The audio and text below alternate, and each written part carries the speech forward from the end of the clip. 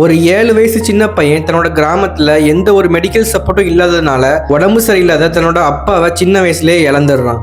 அவன் வளர்ந்து அந்த கிராமத்திலேயே முதல்ல கிட்டத்தட்ட 7 கோடி ரூபாயில ஒரு ஹாஸ்பிட்டல் ஒன்று கட்டுறான். அண்ட் இன்னைக்கு ஆப்பிரிக்காவோட one of the greatest football player.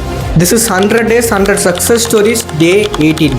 இந்த மாதிரி இன்ட்ரெஸ்டிங்கான வீடியோஸ்க்கு நம்ம பேஜை மறக்காம ஃபாலோ பண்ணிக்கோங்க.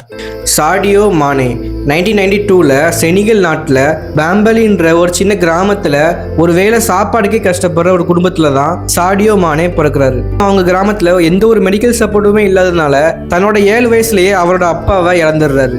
சின்ன வயசுல ஃபுட்பால் மேலே இருந்த ஆர்வத்தினால தன்னோட 15 வயசுலேயே வீட்டை விட்டு வெளியே போறாரு. போதுமான காசு இருக்காது, தங்குறதுக்கு வீடு இருக்காது, ஒழுங்கா சாப்பிட்ற சாப்பாடு இருக்காது. ஆனாலும் கிடைக்கிற எல்லா வேலைக்கும் போயிட்டு ஒரு சின்ன ஃபுட்பால் கிளப்ல ஆடுறாரு. லோக்கல் நடக்கிற எல்லா மேட்சஸ்லயுமே பயங்கரமா பெர்ஃபார்மன்ஸ் பண்றதுனால 2012ல் தன்னோட கண்ட்ரியான செனிகலுக்கு டெபியூட் பண்றாரு. அண்ட் லிவர்பூல் கிளப்பால இவரோட நேம் உலகம் ஃபுல்லும் பரவுது.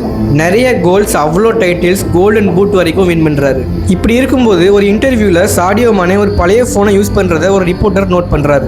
எவ்வளோ பெரிய ஃபுட்பாலர் நீங்க, ஏன் இந்த பழைய போனை நீங்க யூஸ் பண்ணிட்டு இருக்கீங்கன்னு சொல்லிட்டு கேட்குறாங்க.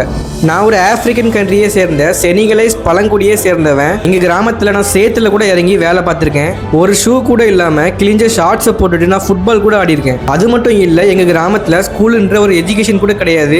ஸோ நான் ஸ்கூல் பக்கமே போனது கிடையாது. இப்படிப்பட்ட எனக்கு 10 ஃபெராரி காரு, லக்ஸரியான வாட்சி, ஒரு பிரைவேட் ஜெட்டு எதுவுமே தேவையில்லை.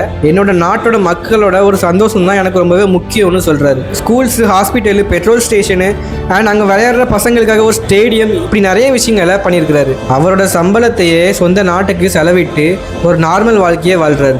இந்த வீடியோ பிடிச்சிருந்துச்சுன்னா உங்கள் ஃப்ரெண்ட்ஸுக்கு ஷேர் பண்ணி விட்டுருங்க. அண்ட் மறக்காம நம்ம பேஜை ஃபாலோ பண்ணிக்கோங்க.